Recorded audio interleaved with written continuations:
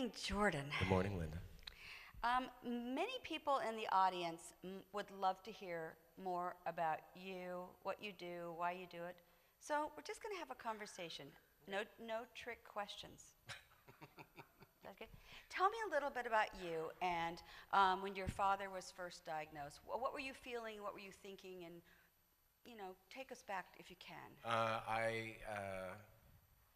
Well, I remember the day that it happened. I was working at an amplifier company, and he called me, and he just said, son, I'm sick. And he said, really sick.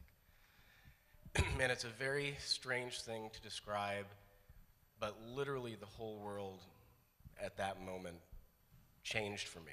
Like, there was a little bit of I kind of say like not colors changed, it's hard to explain, but it's the minute the mortality of my parents became aware to me. It was like, oh my God, this is actually like something that could happen. So it was a huge growth spurt, not necessarily one that I welcomed, but it just it really kind of woke me up, snapped me out of childhood and into a different kind of reality. How old were you when your father was diagnosed? You're gonna make me do math now? Yeah, tiny bit. I was 34. Okay. So you could only imagine 34 and you weren't married, or I don't think, were you married then? No, not yet. Okay. So at 34, you think you're going to have your parents around? Oh, no, sorry, 32. Sorry. Okay. See, I told you, maybe do math. We'll use calculators next time. Good news for me, I only just say I'm 60 again, then at tax on the next 9 years. So you could use my trick, I won't charge you.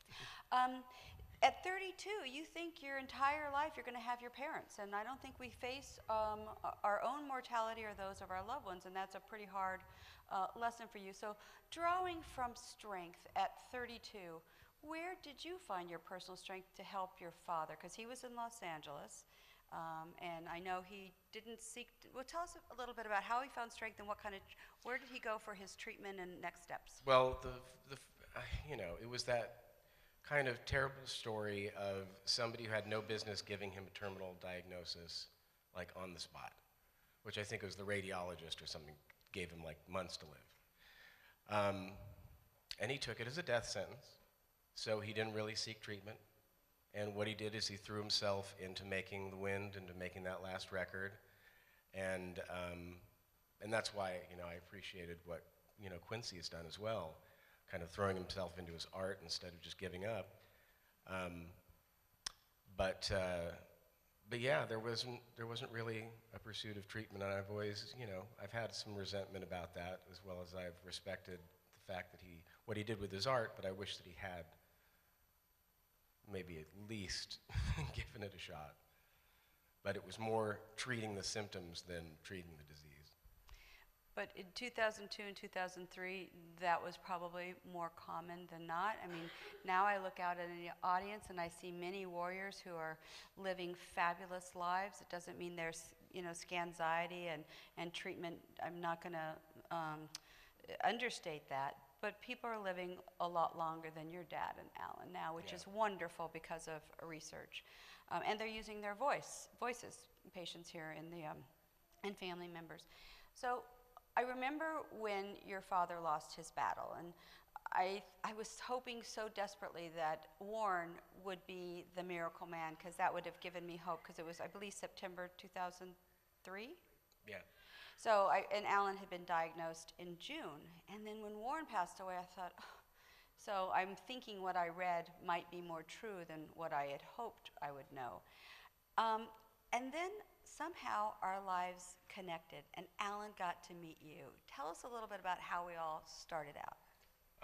I just got a phone call from this incredibly sweet lady that said she had this place called ADAO, and that you were wondering if I would be interested in being the spokesperson.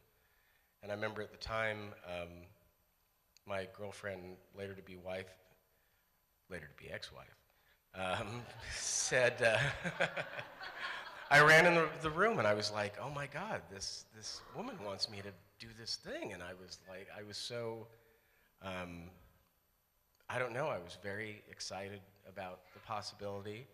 And then I met, you and Emily came over, when she was, you know, this big.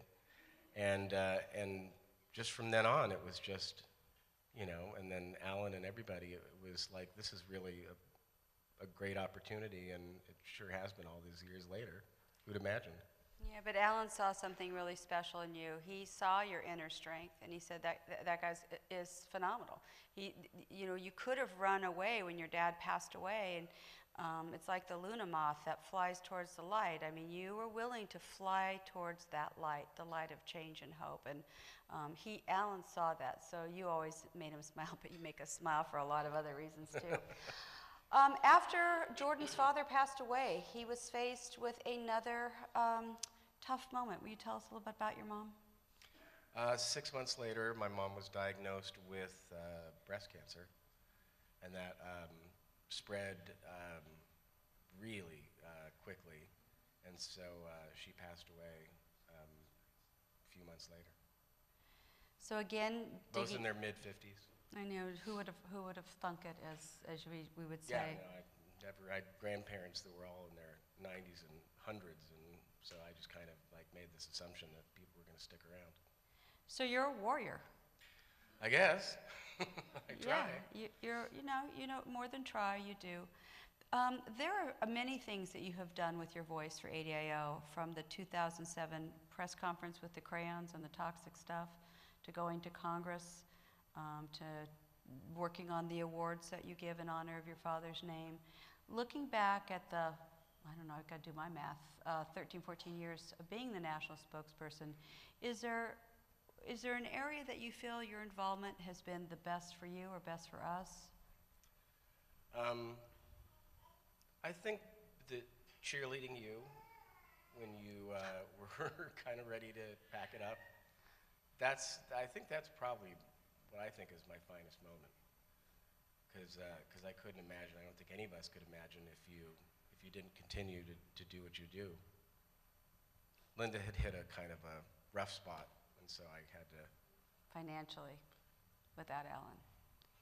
Yeah, you are my cheerleader guy. So that was a big one, and then I think finding Quincy was a moment that I'm pretty proud of, and you know, there's just been so many, and there's so many people here that do so much that it's hard for me to start, you know, patting myself on the back. Well, but we do want to recognize what you do. You've come to every single conference. Whenever we need something, you're right there. You're incredibly creative, obviously, and talented, and you hosted a great, and you hosted that great, phenomenal July event where we actually got to do really something fun. Cool. Tell us a little bit about that. My dad's road manager for kind of the wild and crazy years came out with a book of photographs that from that time, and the Mr. Music Head Gallery in Los Angeles decided that they would have like a little showing, and then they turned into a tribute concert, and then they were kind enough to do an auction at the end, and we got all the proceeds from that. And one guy got all the proceeds from the other end of it. He was like, we had one pretty rabid fan. But that was a fun night. It was art and advocacy, I think, in its finest, because we heard legendary musicians come together. We looked at photographs, books. It really brought all the elements of what we try to do with art and advocacy into one event. Many of us here, all of us here, it's a little joke for you, have never held a Grammy or even been nominated for a Grammy. I could try to sing, but I don't think anyone would listen. Share a little bit about when your father was nominated and ultimately he won a Grammy. What did that feel like for you? Because I believe the picture's up there. Pure terror.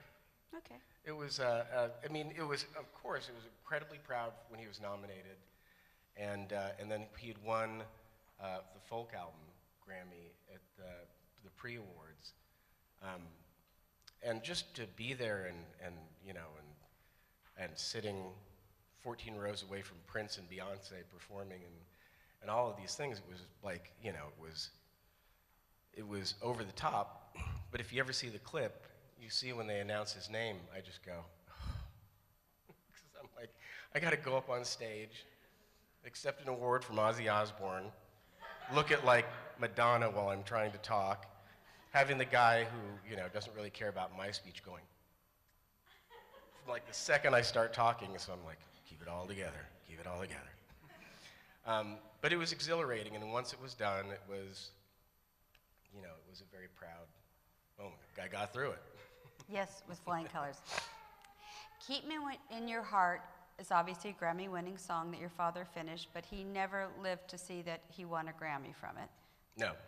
And Jordan is requested from around the world for rights to that song for many different reasons, and you willingly share. Well, it's been used in a lot of TV shows. It's been very touching. It's kind of become this go-to song for kind of a touching moment. And that's been, amazing, especially because that supports his legacy for his grandkids and stuff like that. But then I get day-to-day requests from people who want to use it at their funerals, and because they don't realize that they don't have to ask. And so I always just say, of course, you don't have to ask me. But it's always touching that they do. Well, it does live on around the world. Okay, so we're going to do a couple messages, easy ones. You don't have to rehearse. For the warriors that are here today and watching virtually, it's not easy being a warrior. How can we draw strength from your knowledge? What's your advice to warriors today? Oh, just to keep looking towards the future and keep, just know that whenever you want to give up, you'll find something that'll make you even stronger. I didn't have my child when I lost my parents, and there are definitely times where things looked like I wasn't sure what the point was going to be, and then you get through the darkness, and there's always dawn, and you just keep pushing and fighting, and that's why you're a warrior. You don't give up. I think that deserves an applause.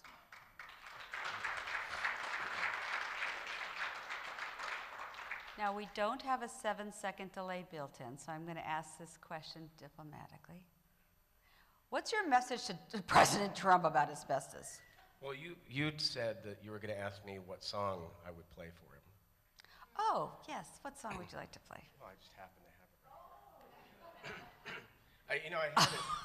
What? It took me 2 seconds to think of the song, and I had it ready to play on my guitar, but then I forgot we were doing this morning, so it's by Harry Nilsson. It's a very classic song.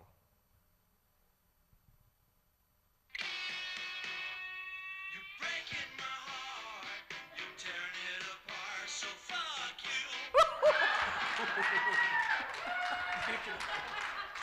I'll let you imagine the rest.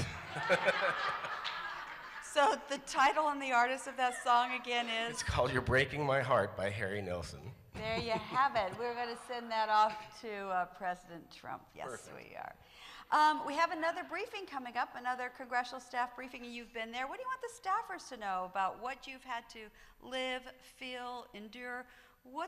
If you could sum up what our warrior journey is like, what would you tell a staffer who's 25 to 30? I would hate to be a staffer right now. It's like the end of Raiders of the Lost Ark. Just don't look into the light. I don't know. Oh God, just to use Quincy's story and make them aware that they're not immune to this. This is not, doesn't matter how nice their suits are or what their aspirations are politically, it's going to catch up with somebody that they know and love, and they're going to wish that they did something about it.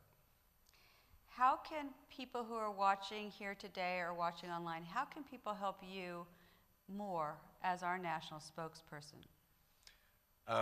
Just to, if you can post something once in a while, if you can try to educate people. It's hard because nobody wants to be scared, and it's very scary. So it's hard to do a lighthearted asbestos post. But to somehow try to, well, one, educate yourself. I just watched the Vice piece on Libby and everything last night just because I hadn't seen it since. And, it scared me to death all over again. But, it's instead of typing in, Star Wars trailer or something on YouTube, type in asbestos and look at a couple of videos and find out a couple of things and then kind of pass it along. It's really just about, you know, the best we can do of getting the word out. That's great. For those of you who were here last year, Willow, age 6 last year? 7. 7. She was Jordan's proxy because Jordan was sick in Fairmont. Again. And Willow stepped up to the plate. She was there when your dad's award was presented. She was really, I mean, Emily, she was enormously strong. So for Willow today, she wasn't able to join us. Is there a Willow or child message? Oh, that's tough. You're asking me tough questions. Uh-oh. Is there a message to children? The same thing, just, I mean, this generation of children from Emily on down have the ability to change a lot of things. And I think that coming out of this administration, there's going to be kind of a fervor to really start waking up and making some of those changes. So just to not be complacent and to you know, take the reins and know that this is their world and you know, sorry. Yeah. Sorry we didn't clean it up more for you before you got there, but you know, once they get of age, it's going to be, they got a lot of work to do and a lot of responsibility. And keep your room clean. Yeah, brush your teeth, and brush your teeth at night? That's easy. The room clean is hard. Oh, that's kind of a kid thing. Please put your hands together and thank Jordan Zevon for this insight. Thank you guys. Love you guys.